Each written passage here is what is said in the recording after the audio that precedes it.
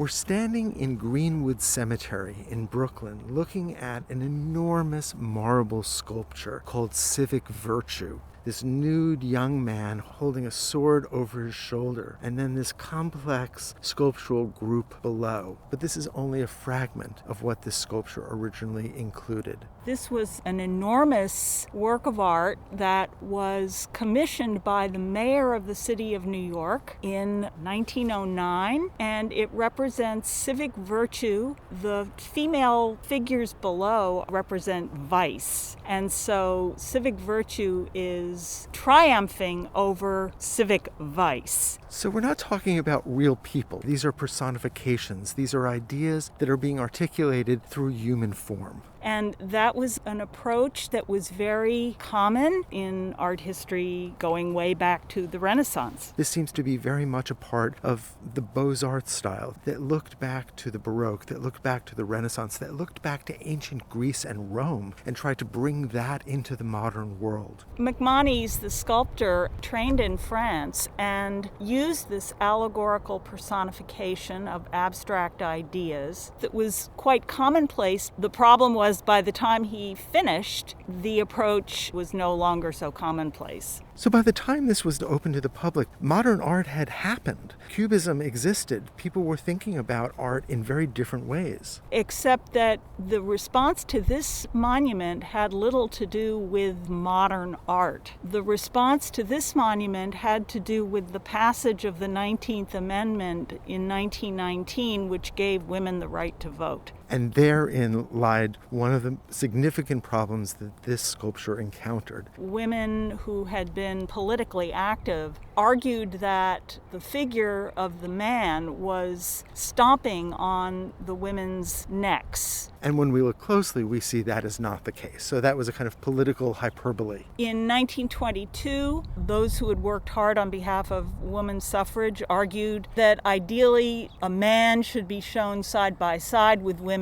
and not striding atop of them. And the commissioner of parks in New York City, Robert Moses, felt that the work was not just outdated, but ugly. So when City Hall Park was due for reconstruction in 1938 during the Depression, Moses used that as the opportunity to move the sculpture, and it ended up in Queens next to the Queens Borough Hall, which was the center of Queens government. But here we are in Brooklyn looking at it, and we're not even looking at the fountain as a whole. We're only looking at the sculptural group that would have been at the top. The work in Queens went pretty much unnoticed until the early 1980s. And at that point, a high-level Queens official decided that she found the work offensive for some of the same reasons that her forebears in 1922 had. That began a series of public relations efforts to get the work moved again. Meanwhile, the statue was allowed to decay. It's marble, and it's exposed to all of the industrial pollution of the 20th century, which is the natural enemy of marble, the results of which we can see in the pitted surface of the sculpture before us. The statue's location in Queens was right next to a major highway. There is acid rain, and there is auto pollution. So by the 1980s, the work was starting to turn black. All of the fine details have been lost. The sculpture has in some ways melted, as so much marble sculpture has. This monument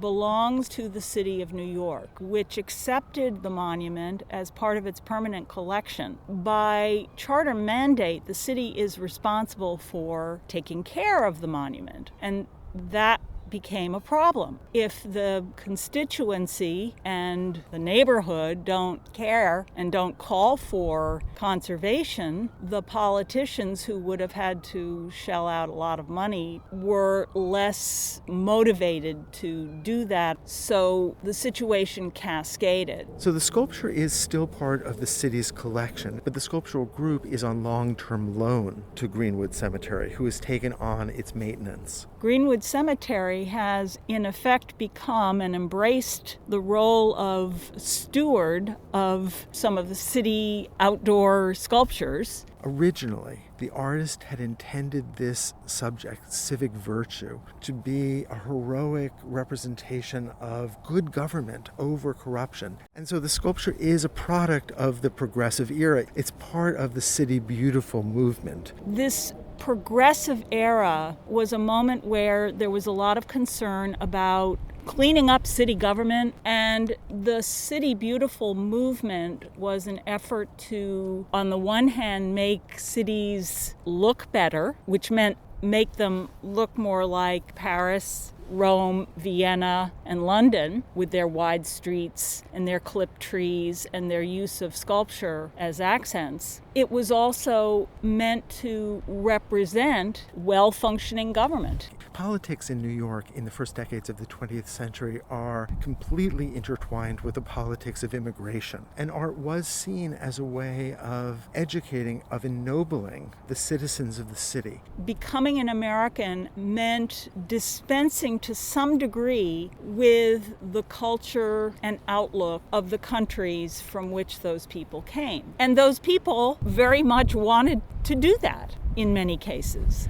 And so the sculpture is different. It's no longer atop its basins. Water is not splashing around it. It's no longer in Lower Manhattan. Instead, here we are in a quiet, if windswept, glade in Greenwood Cemetery. This is a great example of what public-private partnerships can bring about. The protection and conservation of a fascinating work of historic art.